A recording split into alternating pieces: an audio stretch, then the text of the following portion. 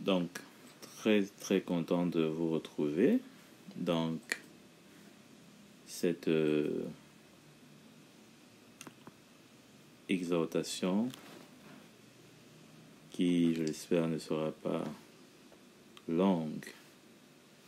Déjà, ça fait beaucoup de temps que je l'avais à cœur, mais beaucoup de choses entre-temps.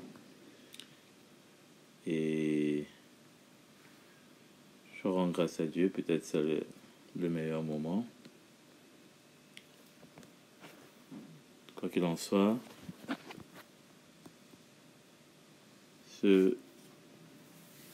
cet encouragement va s'intituler « Tenir près d'un feu dévorant ». Tenir près d'un feu dévorant. Donc, on va ouvrir dans le livre d'Exode, chapitre 3, à partir du verset 3. Nous connaissons bien le passage, forcément, mais la lumière du soleil n'est pas la même d'un jour à un autre. Donc, on espère que cet autre jour, nous aurons également droit, peut-être pas droit, mais la grâce de la part de notre Dieu à une lumière tout autre sur ce passage. Donc, à partir du verset 3, Moïse dit « Je veux faire un détour pour voir quelle est cette grande vision et pourquoi le buisson ne brûle pas. » Moïse vit, l'Éternel vit qu'il faisait un détour pour regarder. Dieu l'appela du milieu du buisson en disant « Moïse, Moïse » Il répondit « Me voici. » Dieu dit « Ne t'approche pas d'ici, retire tes sandales, car l'endroit où tu te tiens est une terre sainte. » Il ajouta « Je suis le Dieu de ton père, le Dieu d'Abraham, le Dieu d'Isaac et le Dieu de Jacob. » Moïse se cacha le visage, car il avait peur de regarder Dieu. Donc, on voit comment dans cette image, Moïse est curieux, peu qu'on peut dire, puisqu'on voit qu'il le dit. Je vais faire un détour pour voir quelle est cette grande vision et pourquoi le buisson ne brûle pas. Il était bien intrigué de voir comment est-ce que ce feu brûlait sur cet arbre, mais l'arbre n'était pas consumé. Je pense que si nous aussi nous étions dans sa position, nous serons bien curieux. L'apôtre Pierre, pour sa part, n'a pas manqué d'être curieux. Et c'est pas de la curiosité dont le Seigneur a eu à reprendre l'apôtre Pierre en l'occurrence. Cette curiosité a d'ailleurs souvent fait que de cela sont nées beaucoup de vérités. Mais passé la curiosité, on fait face de la part du Seigneur à ce qui est vérité. Parce que ce n'est pas, c'est pas intéressant pour le Seigneur. C'est pas intéressant pour le Seigneur juste qu'on soit curieux. Ça, c'est un moyen. Mais c'est plus intéressant pour lui de nous transmettre la vérité qu'il veut pour nous de saisir. Donc, verset 4, l'Éternel vit qu'il faisait un détour pour regarder. Donc, Dieu l'appela, puisque Dieu ne veut pas se cacher non plus à nous. Il nous dit qu'il va se révéler à nous, celui qui le cherche le trouve. Donc, Moïse l'appelle par son nom. Me voici. Dieu dit, ne t'approche pas d'ici, retire tes sandales, car l'endroit où tu te tiens est une terre sainte. On ne va pas rester sur ce passage pour l'expliquer. Mais autre chose nous intéresse. Il ajouta, je suis le Dieu de ton père, le Dieu d'Abraham. Voilà, pour les Juifs, c'était très important, la filiation. Donc, Dieu se présente à lui comme celui-là qu'il connaît, qu'il est censé connaître, de par sa tribu, de par le peuple duquel il est issu. Je suis le Dieu de ton père, le Dieu d'Abraham, le Dieu d'Isaac, le Dieu de Jacob. Moïse cacha le visage, car il avait peur de regarder Dieu. Ça, c'était une habitude très fréquente dans le peuple de l'Ancienne Alliance, dans l'Ancienne Alliance en général. Parce que quand on fait le parallèle avec la Nouvelle Alliance, quand on voit comment est-ce que, notamment Jésus, lorsqu'il est sur la montagne et il y a, comment on appelle ça, il y a cette apparition soudaine à ses côtés, lorsque il est sur la montagne avec les disciples, cette transfiguration, c'est ça le mot, ben, on ne voit pas les disciples avoir peur. Donc déjà, ça montre deux états d'esprit. Un état d'esprit dans la Nouvelle Alliance où règne la peur, où règne la mort, où on connaît Dieu d'après certaines choses, mais où on ne le connaît pas en face. On ne le connaît pas à côté de nous. On ne le connaît pas près de nous. On le connaît de loin. Et là, Moïse cache son visage. Il a peur peut-être que Dieu puisse le faire disparaître tellement il est insignifiant devant ce grand Dieu dont il connaît bien les hauts faits. Donc, et puis ce Dieu lui dit, pose pas ton pied dans cette présence que tu vois. Donc Moïse a toutes les raisons d'avoir peur.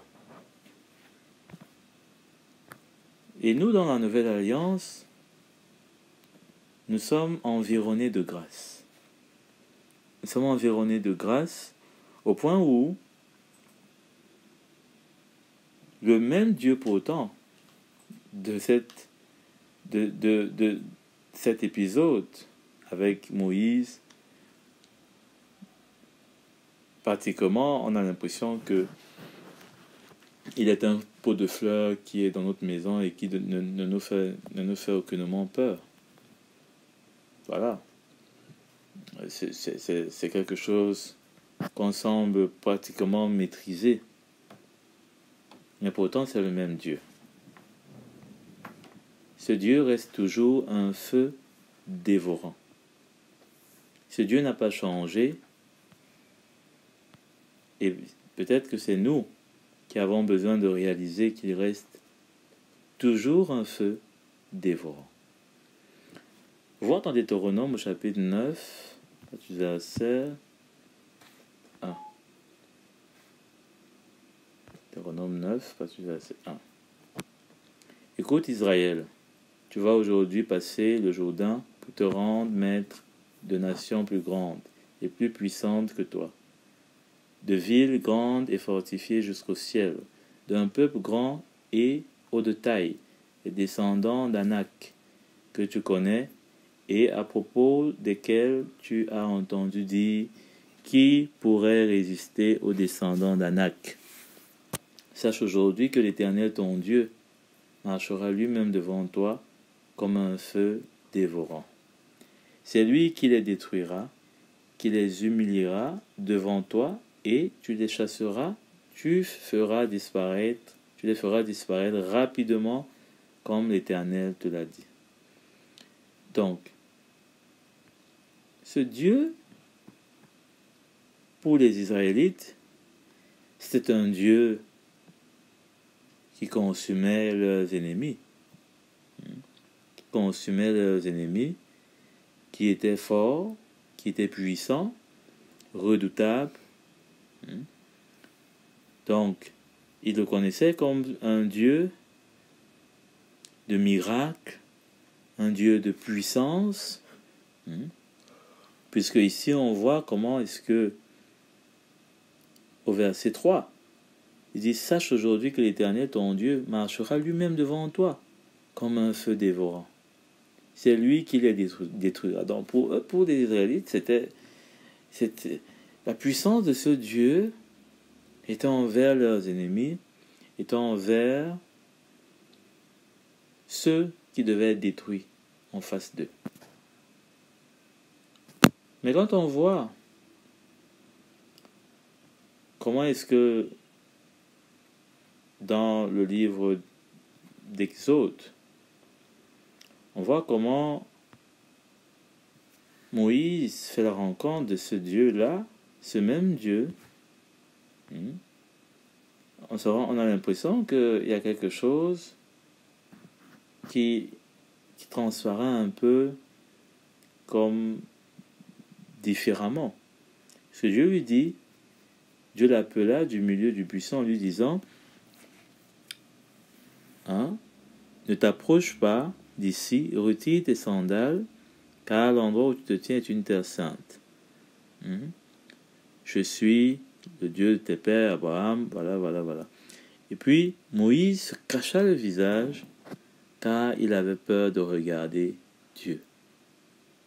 Et pourtant, ce Dieu, ce n'était pas un Dieu qui était contre son peuple, qui allait le détruire, lui. C'est un Dieu qui était un Dieu qui détruisait leurs ennemis, un Dieu qui détruisait ceux qui s'opposaient à son peuple. On a comme l'impression que Moïse se rend compte que il est en présence de ce Dieu qui est un feu, et pour sa propre vie, pour lui-même, il craint.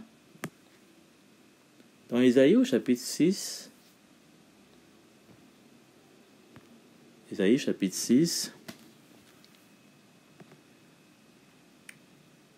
on va voir comment est-ce que le prophète, d'ailleurs, Isaïe, qui est connu pour de grandes démonstrations de la puissance de ce Dieu qui est irrésistible. À partir du verset 1, l'année de la mort du roi Osias, j'ai vu le Seigneur assis sur le trône très élevé. Le bord inférieur de son vêtement remplissait le temple. Les séraphins se tenaient au-dessus de lui. Ils avaient chacun 6 ailes. 2 dont ils se couvraient le visage, 2 dont ils se couvraient les pieds, et 2 dont ils se servaient pour voler. Ils se criaient l'un à l'autre, « Saint, Saint est l'Éternel, le Maître de l'univers, sa gloire remplit toute la terre. » Les montants des portes se sont mis à trembler à cause de la voix qui remplissait, et le temple a été rempli de fumée. Alors j'ai dit, malheur à moi, je suis perdu, car je suis un homme aux lèvres impures. Ça rappelle un peu l'expérience de Moïse, où Dieu lui dit, tes sandales. Il parle de ses sandales. J'habite au milieu d'un peuple où, aux lèvres impures, et mes yeux ont vu le roi, l'Éternel, le Maître de l'univers. Cependant, l'un des séraphins a volé vers moi, tenant une braise qui avait prise sur l'autel à l'aide de pincettes. Il a touché ma bouche avec elle et a dit, puisque ceci a touché tes lèvres, ta faute est enlevée et ton péché est expié. Donc, on voit que c'est sensiblement la même expérience.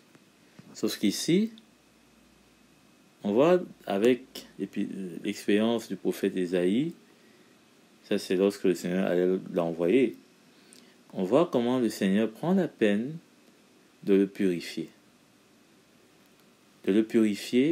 D'enlever non seulement son péché, mais la peur qui en découle, parce que il était inévitable de rencontrer le feu dévorant qu'est ce Dieu.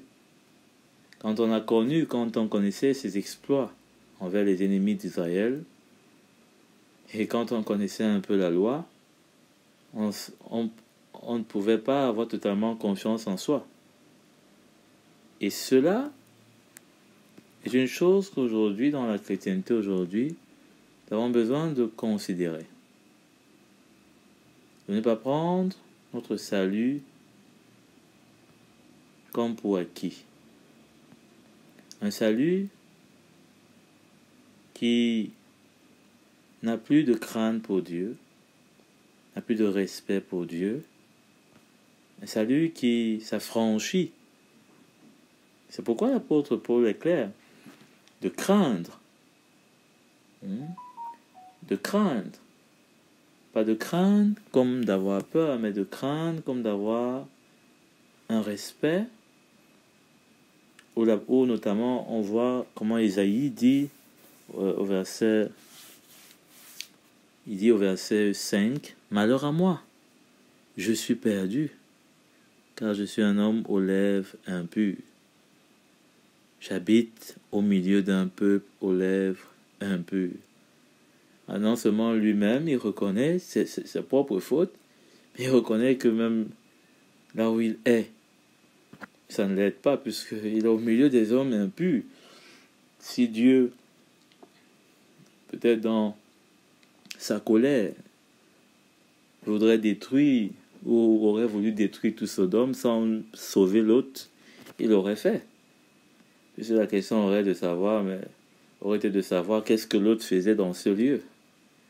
Mais la bonté de Dieu est telle qu'il juge justement. Il juge justement. Allons dans Isaïe au chapitre 33, verset 14. Donc, il est dit, les pécheurs sont effrayés dans Sion. Un tremblement s'empare des hommes sacrilèges. De qui de nous pourra tenir un instant près d'un feu dévorant? Les pécheurs sont effrayés dans Sion. Un tremblement s'empare des hommes sacrilèges, des hommes d'iniquité. Qui de nous pourra tenir un instant près d'un feu dévorant? Qui de nous pourra résister un seul instant près des flammes éternelles? C'est celui qui se conforme à la justice et parle avec droiture, qui rejette un gain obtenu par extorsion, qui secoue les mains pour refuser un pot de vin, qui se bouche l'oreille pour ne pas entendre parler de meurtre, et qui se bande les yeux pour ne pas voir le mal. Celui-là aura pour résidence des endroits élevés, des roches escarpées, lui serviront de forteresse. Du pain lui sera fourni, de l'eau lui sera assurée. Extraordinaire. Extraordinaire. Ça, c'est ce dont nous avons droit dans la Nouvelle Alliance. Pour ceux qui étaient dans l'Ancienne Alliance, ça restait comme des promesses. Mais pour nous, aujourd'hui, je pense que on peut vivre ces choses. Parce que cela parle de justice. Il dit d'ailleurs, celui qui se conforme à la justice et qui parle avec droiture. Et le reste, ce ne sont que des détails de cela. Celui qui se conforme avec la justice et parle avec droiture. On voit que dans l'expérience d'Ésaïe, on voit comment le Seigneur a purifié sa bouche, et c'est cela qui a fait que sa peur a été enlevée. Dès lors que sa bouche a été purifiée, on a l'impression qu'il est devenu un tout autre homme. il est devenu un tout autre homme. Ça, c'est... On était dans Ésaïe 6. Il dit, à partir du verset 7, il a touché ma bouche. Il a touché ma bouche avec elle. Cette braise qui a été prise sur l'autel. Ici, quand on voit l'autel, on voit bien sûr la croix. Et on voit là le sacrifice de Christ. C'est lui qui... C'est cette braise qui a brûlé sur cet autel. C'est ce sacrifice qui a brûlé. Et dans l'Ancienne Alliance, d'ailleurs, j'ai souvenir que quand on faisait le sacrifice de purification, on prenait les cendres de l'animal qui a été immolé au jour du sacrifice, et on mettait dans de l'eau afin de purifier ceux qui enfreignaient les lois pendant les autres jours de l'année. Et c'est comme ça qu'on a été purifié, on a été justifié, on a été racheté en n'ayant pas avec ce qui est dit là, cette braise qui était enlevée sur l'autel. Elle a touché nos lèvres. Quand on parle de nos lèvres sont en rapport avec notre cœur, parce que ce qu'il y a dans ton cœur, c'est de cela que tu parleras. Donc,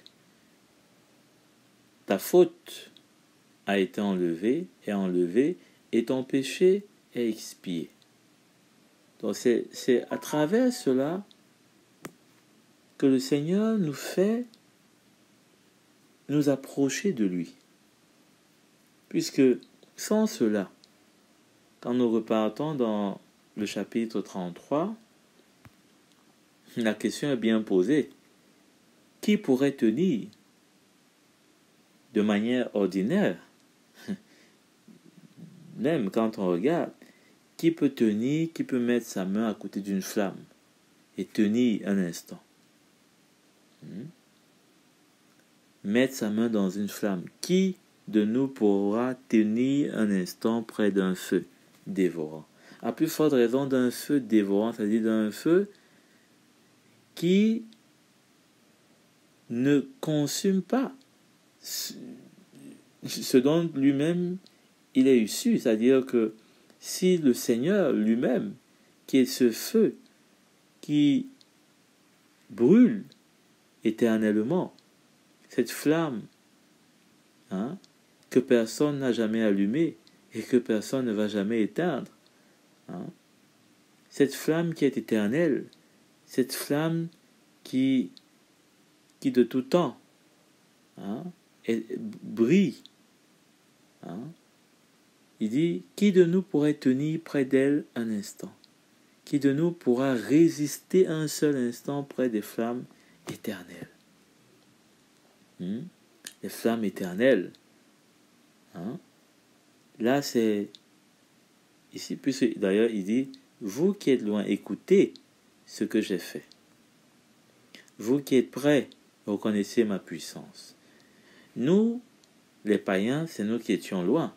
Si la Bible nous dit que nous étions loin, nous avons été rapprochés par le Seigneur. Ceux qui sont près, c'est le peuple juif. Les pécheurs sont effrayés dans Sion. Un tremblement s'empare des hommes sacrilèges.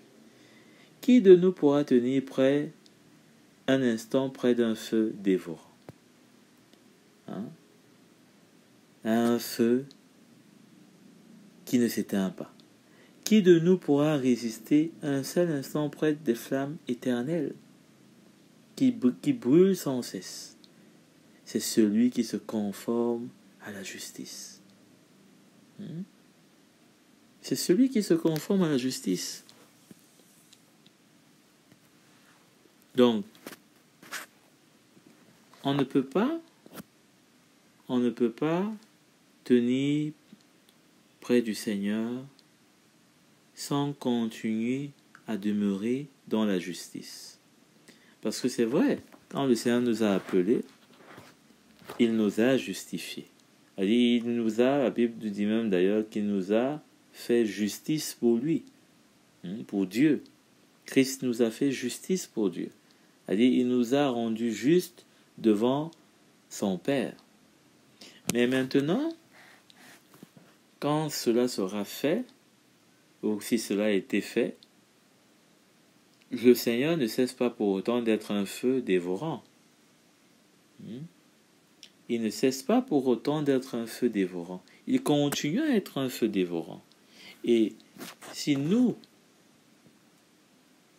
cessons de nous conformer à la justice, alors est-ce que nous pourrons tenir près de ce feu?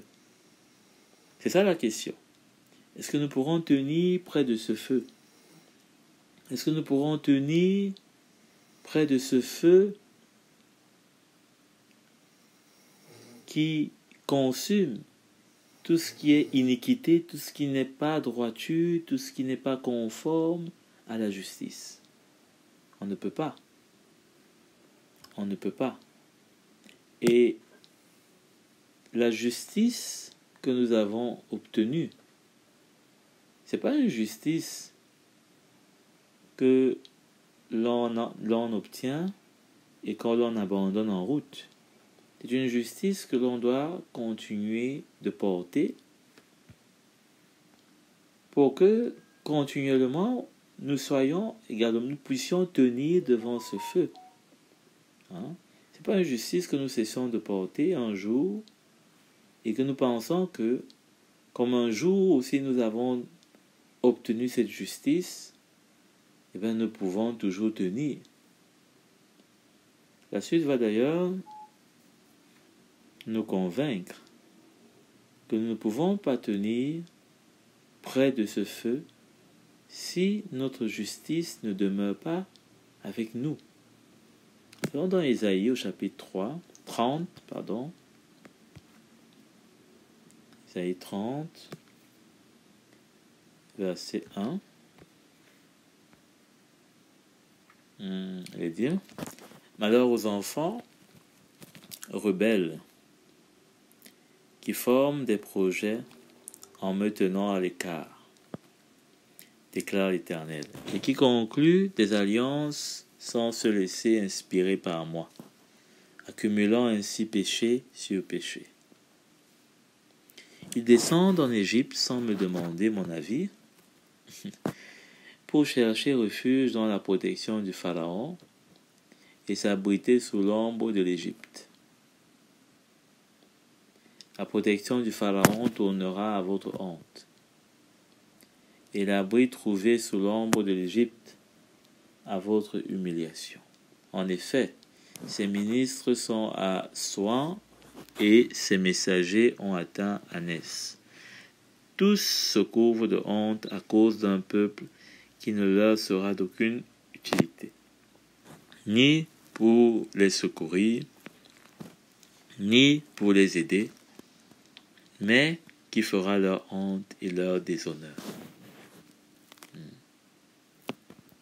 Malheur aux enfants rebelles qui forment des projets en me mettant à l'écart.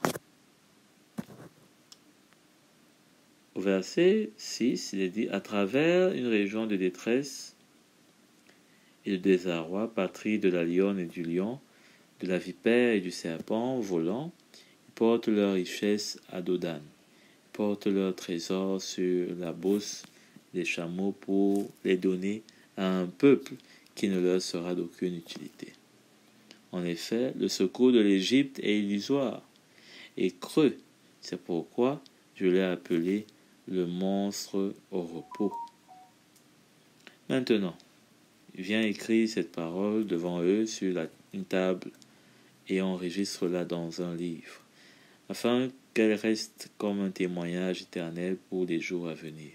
En effet, c'est un peuple rebelle, ce sont des enfants menteurs, des enfants qui ne veulent pas écouter la loi de l'Éternel.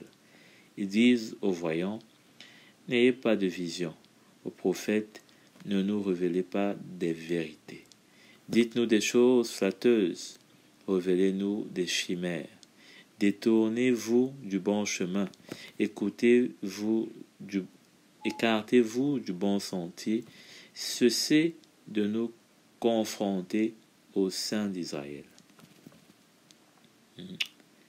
Donc, on voit ici comment est-ce que le Seigneur fait une complainte à son peuple. Rappelons-nous bien que ce feu dévorant qu'il a été, que Moïse lui-même a reconnu, que Isaïe a reconnu, et bien, ce feu est devenu pour eux-mêmes quelque chose auquel ils devaient se retrouver face à face. Puisque le Seigneur leur dit malheur. Il leur annonce des choses comme s'ils allaient être détruits. Comme si ce feu qu'il était allait les consumer. Comme si lui qui marchait avec eux, puisqu'il leur dit, je suis un feu dévorant, je vais exterminer vos ennemis. Mais ici, on a l'impression que ce feu qu'il est, était en train de les toucher, eux aussi, qui étaient pourtant son peuple. Et à cause de quoi? Il dit, malheur aux enfants rebelles, qui forment des projets en me tenant à l'écart, qui concluent des alliances sans se laisser inspirer par moi, accumulant ainsi péché sur péché. Ils descendent en Égypte sans me demander mon avis, pour chercher refuge dans la protection du Pharaon et s'abriter sous l'ombre de l'Égypte. Et ça, c'est... Quand on lit ça, on se dit, mais c'est absurde, puisque l'Égypte était un pays ennemi, un pays dont les Juifs n'avaient pas besoin, n'est-ce pas, d'avoir, même à l'esprit, quand ils auraient bien même voulu chercher un ami. Mais pourtant, c'est là-bas qu'ils se sont dirigés. La protection du Pharaon tournera à votre honte, et l'abri trouvé sous l'ombre de l'Égypte à votre humiliation. En effet, ces ministres sont à Soin et ces messagers ont atteint Anès. Tous se couvrent de honte à cause d'un peuple qui ne leur sera d'aucune utilité. Il est en train de parler des Juifs qui se couvrent de honte. Parce que ce peuple juif était un grand peuple pour qui les autres nations avaient de la crainte, avaient entendu des exploits, avaient vu ce que ce peuple avait fait à d'autres.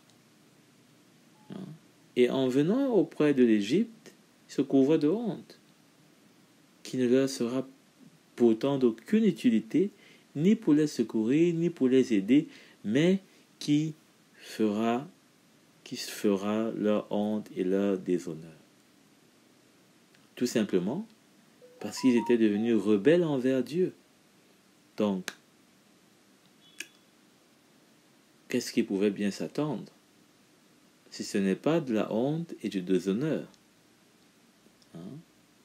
C'est comme essayer de contester un roi. Si vous avez été longtemps l'ami d'un roi, le jour où vous le contestez, vous vous couvrez de déshonneur et de honte. À travers une région de détresse et de désarroi, patrie de la lionne et du lion, de la vipère, puisque c'était les méchants dans cette nation égyptienne, ils portent leur richesse à Dodan, les Juifs. Ils portent leurs trésors sur la bosse des chameaux pour les donner à un peuple qui ne leur sera d'aucune utilité. En effet, le secours de l'Égypte est illusoire et creux. C'est pourquoi je l'ai appelé le monstre repos. Aujourd'hui, dans notre vie moderne, nous avons aussi des monstres au repos. Nous avons des monstres que nous cajolons, que nous gardons près de nous, que nous cachons, que nous ne voulons pas nous séparer. Ici, le Seigneur parle de l'Égypte. Nous savons que l'Égypte renvoie à l'esprit du monde, renvoie à ce qui est dans le monde, renvoie à ce qui est contraire au plan, est contraire à la parole de Dieu, au royaume de Dieu. C'est l'amour de l'argent, c'est être enveloppé ou dominé par, ça peut être plusieurs choses, en passant de la chair, des plaisirs de la chair, à, disons, à des distractions diverses qui nous volent peut-être notre temps, notre argent, etc., notre force. Mais ce qui est sûr, c'est que le Seigneur voit ces choses, c'est surtout la manière dont le Seigneur voit ces choses. Il voit ces choses comme un monstre au repos. C'est-à-dire comme un monstre qui, le moment venu, ne va pas hésiter à nous attaquer. C'est un peu comme s'il a déjà mangé, il est rassasié, ou alors il est en sommeil, et quand il va se réveiller, on sera la proie dont il a besoin de se nourrir. C'est un monstre au repos. Et là, il dit, l'Égypte est illusoire, le secours de l'Égypte est illusoire. Parfois, on peut chercher des secours, des aides, dans des choses qui ne sont pas selon le Seigneur. On peut voir peut-être un homme ou une femme dans l'église qui est déçu, qui n'est pas d'une certaine manière satisfaite ou satisfait, et qui va peut-être, pour se consoler, essayer de se rappeler de ce qu'on lui avait dit dans sa famille, comment on l'avait mis en garde, et tout ça commence à revenir dans son esprit, et on commence à se dire, si j'avais su, on m'avait pourtant dit. Mais tout ça, c'est illusoire, parce que on n'est pas resté avec la justice de Dieu au départ. On a oublié cette justice. On a oublié cette justice qui était en lien avec cette braise qui a été enlevée du feu. Et c'est pourquoi on n'arrive pas à tenir. Parce que alors que le feu dévorant est en train de brûler et qu'il veut consumer notre chair et qu'il veut, n'est-ce pas, se révéler comme ce Dieu qui est toujours un feu, qui n'est pas une fleur, une rose qui sent bon, mais c'est un feu. C'est un feu qui veut consumer notre chair, ce vieil homme, à tout prix, pour que nous puissions être capables de marcher avec lui, de tenir près de lui. De tenir près de lui. Donc, il dit au verset 8, « Maintenant viens écrire cette parole devant eux sur une table et enregistre-la dans un livre, afin qu'elle reste comme un témoignage. » Aujourd'hui, c'est un témoignage. Nous lisons. Témoignage éternel pour les jours à venir. Nous y sommes. Enfin, c'est un peuple, en effet, c'est un peuple rebelle. Ce sont des enfants menteurs. Donc, le Seigneur nous dit, ce peuple-là, voilà ce que c'est. Est-ce que vous aussi, vous voulez être pareil? Des enfants menteurs, un peuple rebelle. N'oubliez pas que l'apôtre Pierre, c'est lui qui dit que le Seigneur a fait de nous un peuple, un sacerdoce royal, un peuple à part, une nation sainte. Ben, également, ici, le Seigneur dit, ben, ça c'est un peuple rebelle. Hein? C'est un peuple rebelle, ils sont des enfants menteurs, hein? Des enfants qui ne veulent pas écouter la loi de l'Éternel. Ils disent aux voyants, n'ayez pas de vision, aux prophètes, ne nous révélez pas de vérité. C'est la même chose que l'Évangile nous dit, hein, concernant ceux qui écoutent les faux docteurs. La Bible dit que ils se donnent une foule de docteurs, parce qu'ils ont la démangeaison d'entendre des choses qui leur sont agréables. Hein?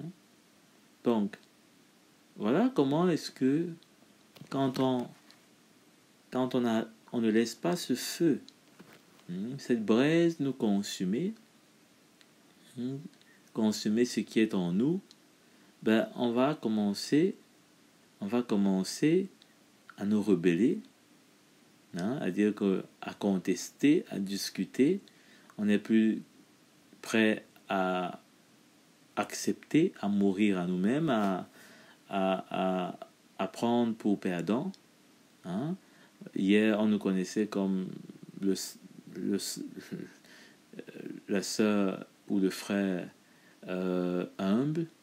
Ben, quand ça change, ben, on n'est plus à cette enseigne. On est une autre personne. Parce que, voilà, le cœur a changé. Et quand le cœur a changé, ben, tout a changé. Tout a changé. Nos décisions ne sont plus pareilles. Nos réactions ne sont plus pareilles. Nos sentiments ne sont plus pareils. On ne veut plus écouter la loi de ceux que pourtant on écoutait. Ils disent aux voyants, n'ayez pas de vision, à dire qu'on commence à contester même ce que hier pourtant on recevait, on acceptait. Aux prophètes, ne nous révélez pas de vérité. C'est-à-dire on ne veut plus entendre plus de la parole de Dieu. On ne veut plus, on n'en veut plus. Dites-nous ces choses flatteurs. Révélez-nous des chimères. On veut entendre on veut entendre d'autres choses qui ne sont pas la vérité. Détournez-vous du bon chemin, écartez-vous du bon sentier. Cessez de nous confronter au sein d'Israël. Voilà. Donc c'est une affaire d'être confronté. C'est une affaire de se laisser confronter, d'être confronté dans notre chair. Et c'est cela que ce feu dévorant va mettre à la lumière. C'est pourquoi voici ce que dit le Saint d'Israël, puisque vous rejetez cette parole, puisque vous placez votre confiance dans l'exploitation et la perversion et les prenez pour appui, cette faute sera pareille pour vous à une fissure menaçante qui grossit dans une haute muraille et dont l'écroulement arrive tout d'un coup en un instant. Elle se brise comme un vase en terre cassée, sans ménagement, et l'on ne trouve aucun morceau parmi les débris pour aller prendre du feu au foyer ou puiser de l'eau à la citerne. Donc vous voyez, quand c'est pas peut-être un seau a déjà une fissure, si on laisse la fissure continuer, ben, tout le seau va se casser. Donc il faut essayer d'arrêter la fissure. On dit de colmater la brèche. Mais ici, le Seigneur dit, mais non. Puisque cette parole, vous la rejetez, puisque vous n'êtes pas prêt à accepter de vous laisser confronter, de vous laisser exposer, de vous laisser briser dans ce qui est en vous, qui n'est pas de moi. Alors, vous placez votre confiance dans l'exploitation et dans la perversion. C'est-à-dire, vous placez votre recherche, votre désir dans ce qui est loin de moi. Et peut-être vous vous dites, comme vous êtes mon peuple, alors cela vous suffit. Hein? Non. Sachez que l'exploitation, c'est-à-dire que l'esclavage, l'exploitation et la perversion, donc vous mettez en esclavage et vous profitez dans cet esclavage, hein, en vivant une vie comme vous voulez, hein, vous faites comme vous voulez dans la perversion et les prenez pour appui, puisque maintenant ce n'est plus la justice et la droiture, vous ne vivez plus ça, vous vivez maintenant autre chose dans la chair. Cette faute sera pareille pour vous à une fissure menaçante. Donc, ça veut dire que dans ce cas-là, on ne peut pas être surpris de voir que un frère ou une sœur, tout d'un coup, est en train, n'est-ce pas, de se mettre en danger, se livrer à autre chose. Hein?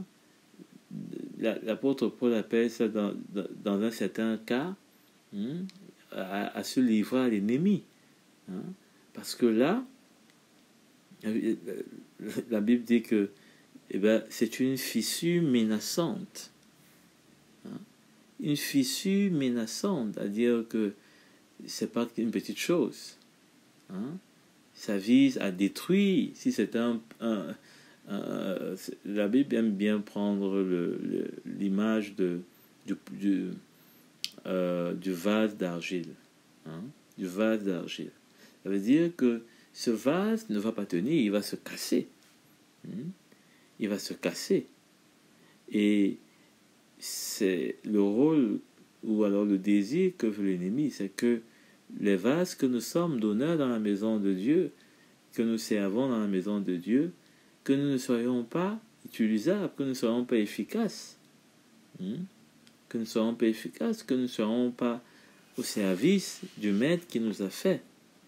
Parce que lui-même, il est quitté à son service, donc il voudrait que tout le monde soit perdant. Voilà, que personne ne puisse bénéficier de la gloire que d'être un vase en les mains du Seigneur.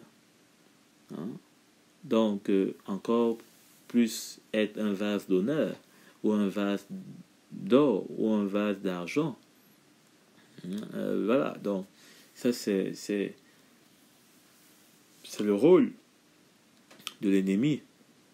Mais est-ce que nous l'aidons dans ce rôle? Est-ce que quelque part nous ne l'aidons pas?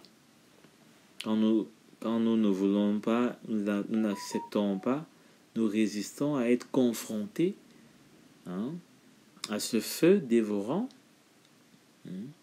qui veut nous dépouiller, Pourtant, nous ne devons pas avoir peur. Nous ne devons pas avoir peur parce que nous ne sommes pas des pécheurs qui, comme avant que nous ne puissions nous repentir, nous étions sur le chemin de la mort.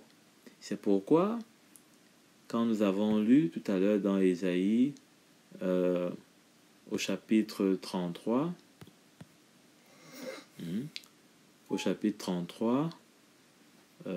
est-ce que c'était là?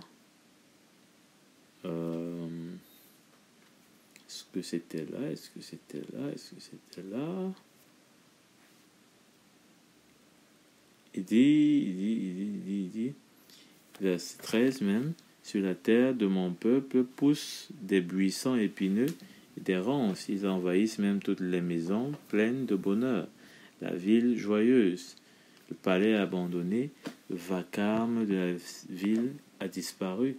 La colline de l'Ophel et la tour serviront pour toujours de grotte, pour le bonheur des ânes sauvages qui y joueront et des troupeaux qui y brouteront, jusqu'à ce que l'Esprit soit déversé d'en haut sur nous. Alors le désert se transformera en verger et le verger sera assimilé à une forêt. Le droit aura sa résidence dans le désert et la justice habitera dans le verger. Mais ça, c'est une figure de restauration. C'est-à-dire que là, on voit comment, quand il dit, au verset 15, jusqu'à ce que l'Esprit soit déversé d'en haut sur nous. Ça, c'est là où notre vie s'est associée avec la justice. Puisqu'il dit, alors le désert se transformera en verger. Notre vie sur cette terre n'est pas différente d'un désert parce que nous passons par beaucoup de choses qui sont assimilables parfois à la sécheresse d'un désert. Ça peut être des maladies, ça peut être des épreuves. D'abord même, notre chair en elle-même peut constituer un véritable désert. Quand nous ne sommes pas abreuvés de la vie du Seigneur. Nous sommes comme, n'est-ce pas, quelqu'un qui est perdu dans son propre désert. Nous sommes assujettis à toutes sortes de choses qui nous assèchent, qui est comme une sorte de chaleur oppressante. Que ce soit nos désirs, que ce soit, je sais pas moi quoi, nos pensées, quand ce n'est pas, n'est-ce pas, dirigé par l'Esprit de Dieu, la Bible nous dit que le péché nous conduit à la mort. C'est-à-dire nous nous retrouvons, d'une certaine manière, dans un lieu qui n'a pas de vie. Mais quand nous revenons à la vie, notamment, ça peut être par la repentance, c'est toujours l'Esprit de Dieu qui nous conduit, un peu comme vers un oasis. Nous reprenons un peu de l'eau de la vie, et tout d'un coup, nous retrouvons l'atmosphère d'un verger, c'est-à-dire où il y a de l'ombre, où il y a la vie qui s'épanouit, la vie qui s'épanouit. Nous avons des pensées qui sont pour la justice. C'est pour ça qu'il dit ici, transformera en verger, et le verger sera assimilé à une forêt. Donc on voit des fruits. Le droit aura sa résidence. On voit le feuillage. C'est signe de la vie. Le droit aura sa résidence dans le désert et la justice habitera dans le verger. Donc, ça, c'est l'œuvre que le Seigneur a fait en nous lorsqu'il nous a touchés par son sacrifice, comme on l'a vu pour Isaïe. Il a touché ses lèvres, touché son cœur. Et là, il y a au verset 12 ici, notamment d'Isaïe 32, il dit « On se lamente en se frappant la poitrine au souvenir de la beauté des champs et de la productivité des vignes. » Ça, c'est une image que, notamment quand on est loin du Seigneur, on ne perd pas de vue d'une certaine manière. Quand on est loin du Seigneur, on sait toujours qu'on est loin. On sait toujours qu'on n'a plus la vie. Le verger n'est plus verdoyant.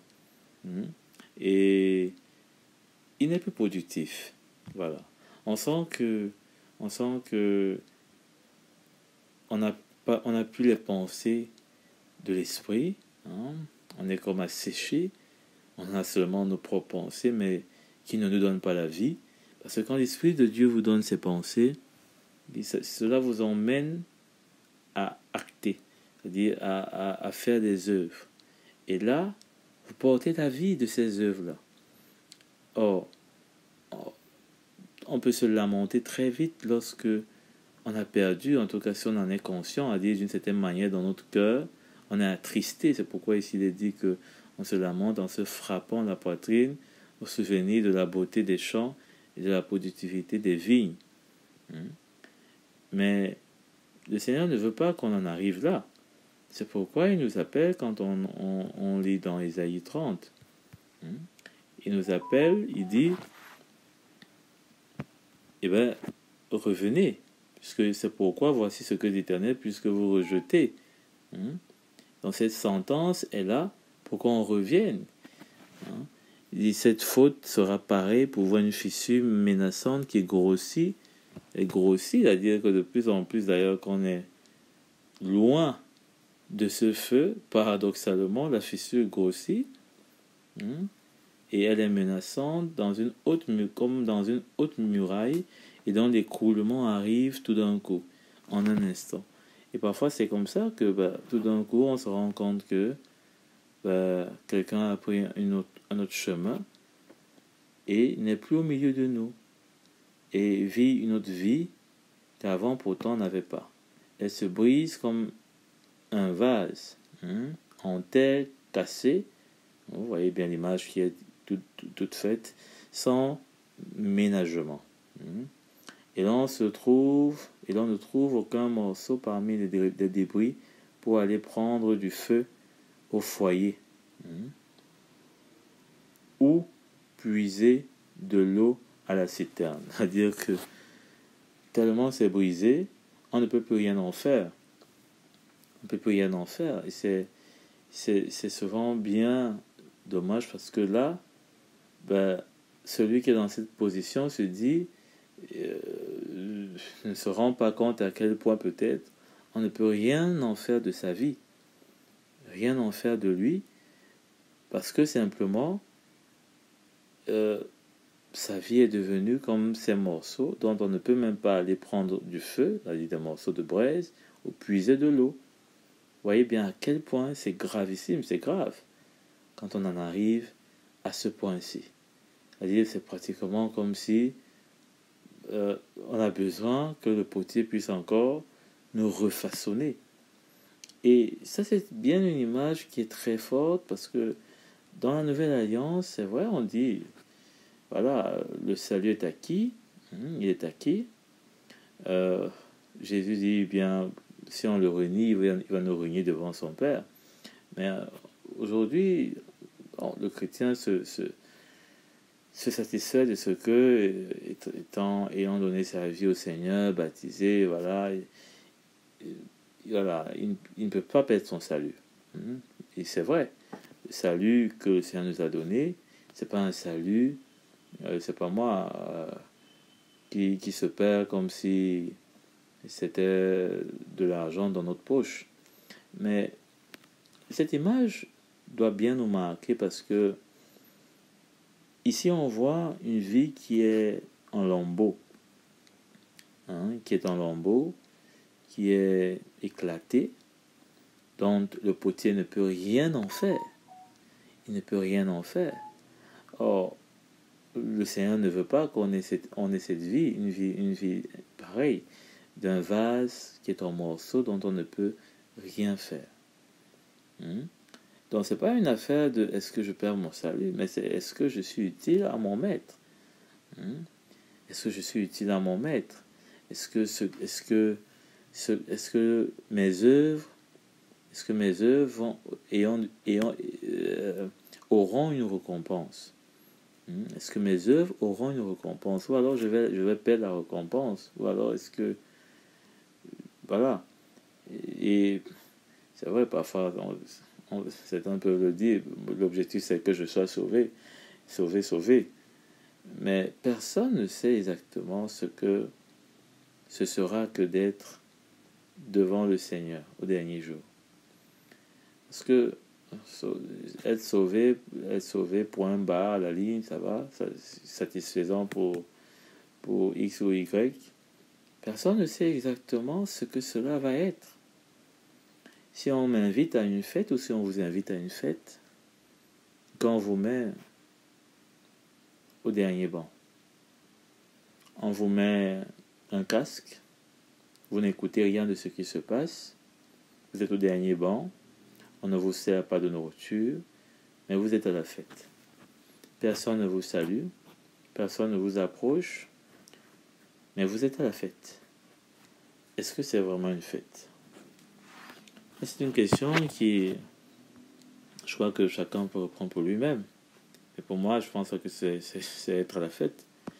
C'est mieux je reste chez moi. Hmm. Donc, en effet, voici ce qu'avait dit le Seigneur, l'Éternel, le Saint d'Israël, c'est dans le retour à moi et le repos que sera votre salut. Donc, je pense que dans la Nouvelle Alliance, on doit bien considérer certaines choses parce que sinon, on peut être bien surpris. On peut être bien surpris. Tellement l'amour de Dieu, la grâce de Dieu nous enveloppe qu'on oublie que ce même Dieu est un feu dévorant. Est un feu dévorant. Et ça doit créer une crainte. Une crainte comme ces hommes, peut-être pas avec la peur qu'ils ont eue, mais de reconnaître que ils étaient en face du vrai Dieu et du Dieu dont ils avaient entendu des miracles, mais ils avaient aussi entendu la sainteté, ils avaient aussi entendu la droiture que ce Dieu voulait. Et il dit, donc, c'est dans le retour à moi et le repos que sera votre salut. Le retour à lui, ça veut dire, ça implique une repentance. Donc, le Seigneur n'est pas contre ce que nous puissions faillir, mais il est contre ce que nous demeurons dans la faille. Que la faille ne puisse pas se refermer, que l'on puisse persévérer et insister et demeurer dans cette faille.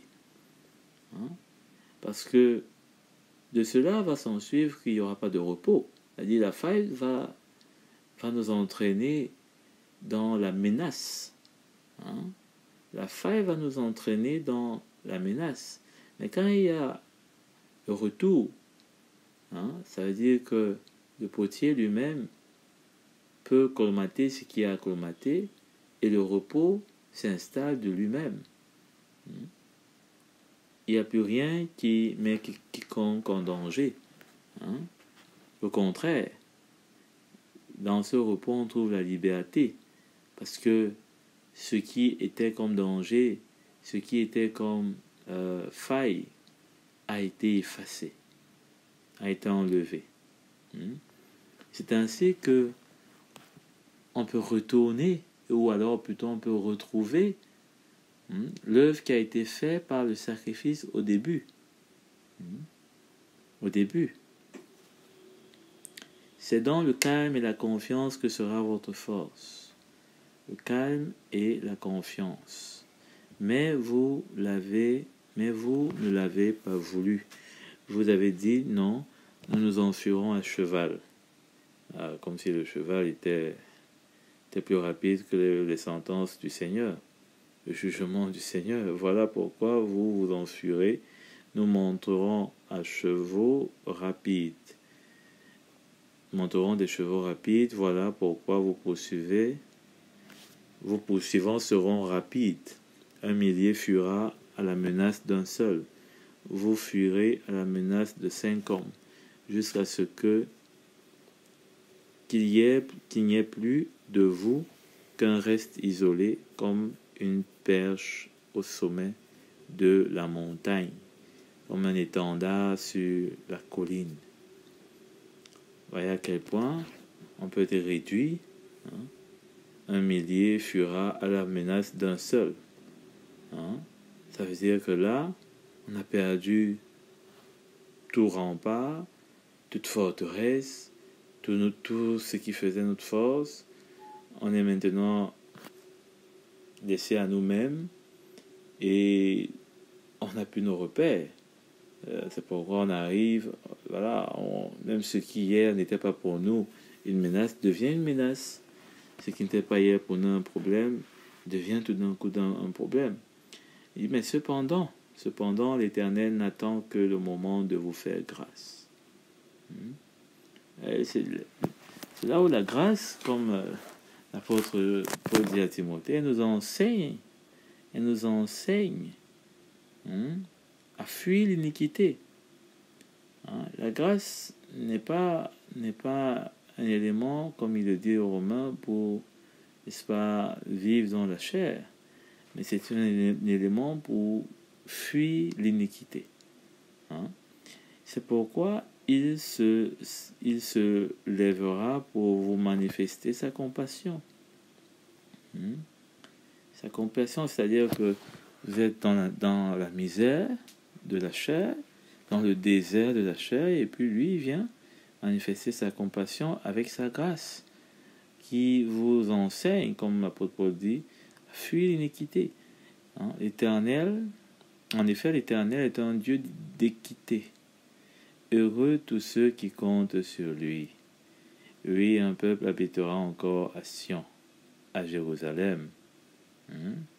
Parce qu'il disait, on a lu, comment à Sion les pécheurs tremblent, à dire que ceux qui sont dans sa présence, ceux qui sont devant lui, puisque la montagne de Sion, c'est là que Moïse a reçu les 10 commandements, était le symbole de la gloire de Dieu, mais surtout de sa puissance, de sa majesté. Et tu ne pleureras plus. Il te fera grâce quand tu crieras. Dès qu'il aura entendu, il te répondra. Pas simplement dès qu'il aura vu. Et le Seigneur te voit. C'est bien sûr, bon, le Seigneur voit nos cœurs.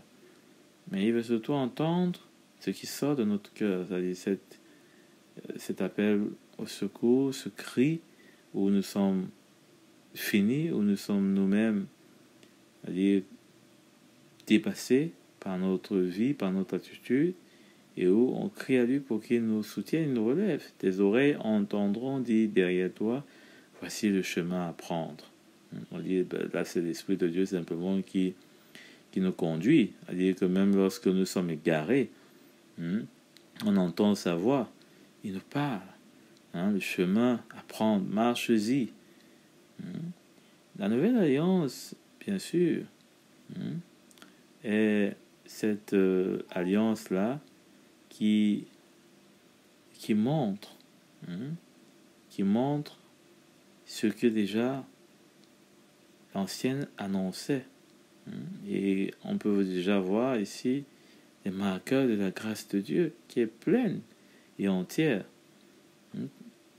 Donc, il dit, derrière toi, tu es dans voici le chemin, prends-le, quand vous irez à droite ou quand vous irez à gauche. Ça, c'est ce que l'Esprit de Dieu fait. Quand on se laisse conduire, quand on se laisse convaincre, témoignage qu'il nous donne. Vous conduirez comme, vous vous considérerez comme impur l'argent qui recouvre vos sculptures sacrées, l'or dont elles sont plaquées. Tu disperseras leurs débris comme un linge souillé dehors, leur diras-tu. Donc, quand on a retrouvé un cœur pur, quand le Seigneur nous a restaurés, on ne peut pas à notre tour supporter la présence de l'iniquité. On va tout faire et on doit tout faire pour mettre cette iniquité dehors.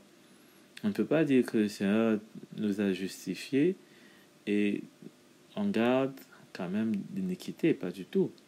Ça veut dire qu'il y a un problème. Donc, l'iniquité doit sortir en même temps que nous avons reçu l'intervention de l'Esprit dans notre cœur pour nous ramener à la lumière. Pour nous ramener à la lumière. C'est comme ça que on peut rester près de ce feu dévorant. Mais si on veut garder notre iniquité, il est clair que ce feu dévorant ne va pas nous laisser tranquilles. Donc, alors tu arroseras la pluie, la semence que tu auras mise en terre, et le pain que produira la terre sera savoureux et nourrissant. Ce jour-là, tes troupeaux brouteront dans de vastes pâturages. Les bœufs et la laine qui labourent la terre mangeront un fourrage salé. qu'on aura étalé avec la fourche et la pelle. Sur toute haute montagne et sur toute colline élevée, il y aura des canaux, des courants d'eau, le jour du grand massacre, lorsque les tours s'écrouleront. La lumière de la lune sera aussi forte que celle du soleil, et la lumière du soleil sera 7 fois plus grande, pareille à la lumière de 7 jours. Le jour où l'Éternel soignera les fractures de son peuple et guérira ses blessures.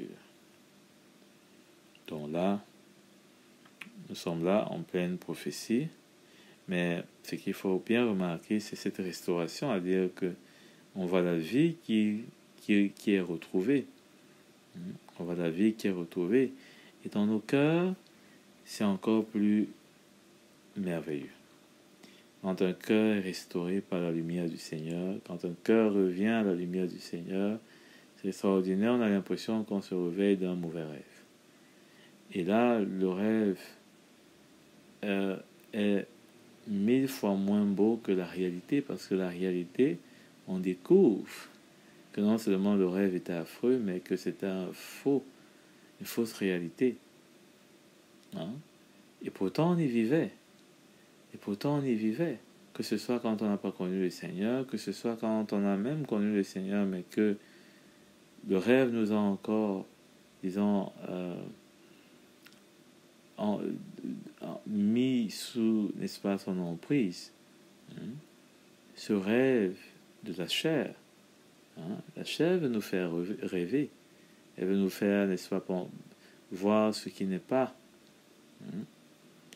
Alors, le Seigneur a plutôt un plan pour nous conduire dans, il dit, de vastes pâturages.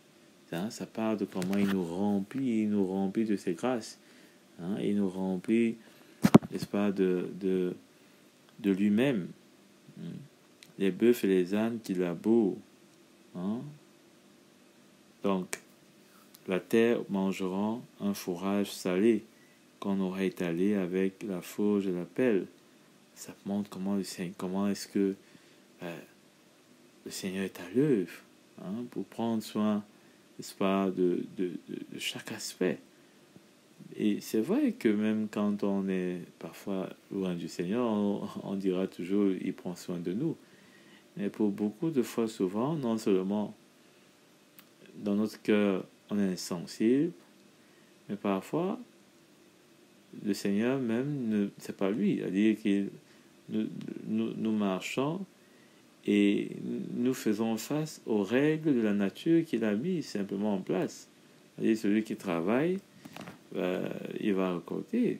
Et parfois, ça peut même nous tromper, c'est-à-dire que pendant que nous récoltons, nous pensons que le Seigneur n'est pas contre nous, mais pourtant nous savons dans notre cœur, nous avons son témoignage qu'il est contre nous. Mais quand le Seigneur est avec nous, il nous témoigne de son approbation, parfois même, nous avons l'impression que tout ce qui se passe autour de nous, c'est grâce à sa puissance.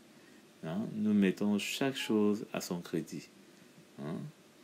Donc, cela montre combien on manque de reconnaissance quand on est loin de lui, mais on en a tellement quand on est proche de lui. Et c'est cette attitude, toujours, qui nous rend, n'est-ce pas, qui rend possible de marcher avec ce feu dévorant. Parce qu'il fait tout pour nous. Il nous demande simplement de nous soumettre à sa justice et à sa droiture. Donc, l'Éternel arrive de loin. Sa colère est ardente, elle pèse lourdement. Ses lèvres sont pleines de fureur et sa langue est comme un feu dévorant. Sa langue est comme un feu dévorant. Son souffle est pareil à un torrent qui submerge tout jusqu'à la hauteur du cou. Donc, il passera, ça montre quoi? Ça montre qu'il n'y a rien, n'est-ce pas, qui va lui échapper. Il passera les nations au crible de la destruction. Il passera aux mâchoires des peuples le morse de l'égarement. Et c'est ce qu'on voit aujourd'hui.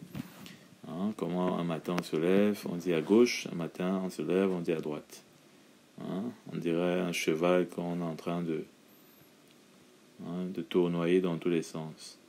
Vous chantez comme la nuit où l'on célèbre la fête. Vous aurez le cœur joyeux comme celui qui marche au son de la flûte pour aller à la montagne de l'Éternel, vers le rocher d'Israël. Entre-temps, ça c'est que nous, l'Éternel fera ressentir sa voix dans toute sa majesté.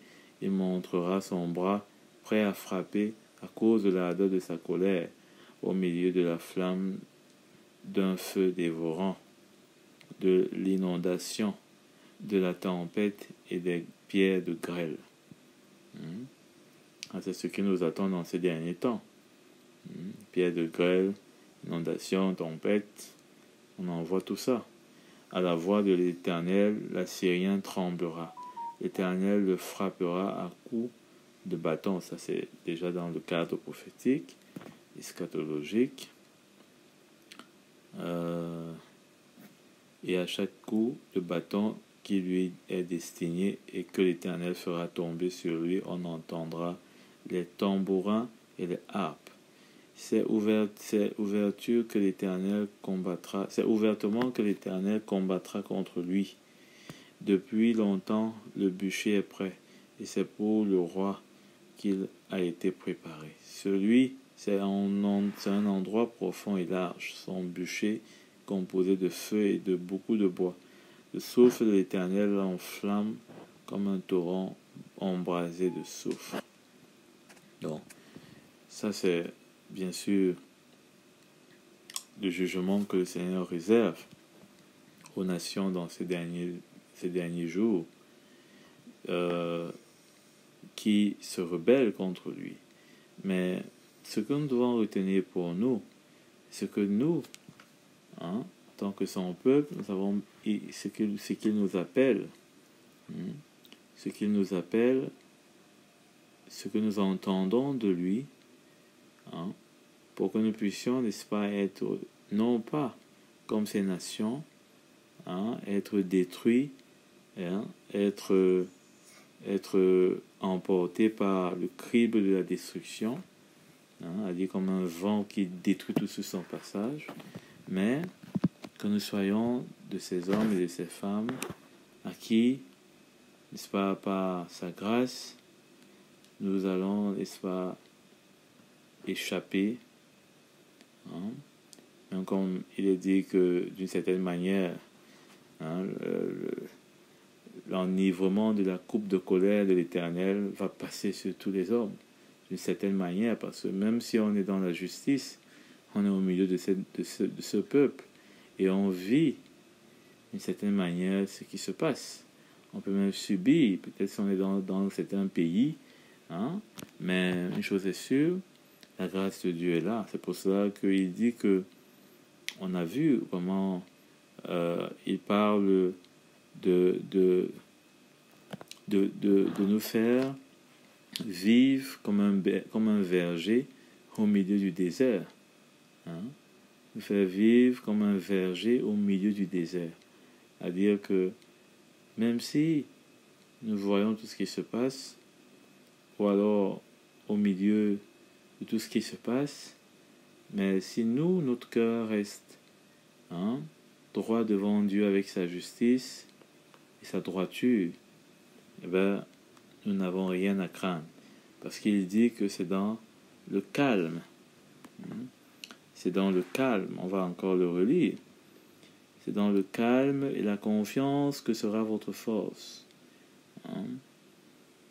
Or, c'est dans le retour à lui et le repos que sera notre salut. Notre salut est dans le retour à lui et son repos, pour bénéficier de son repos.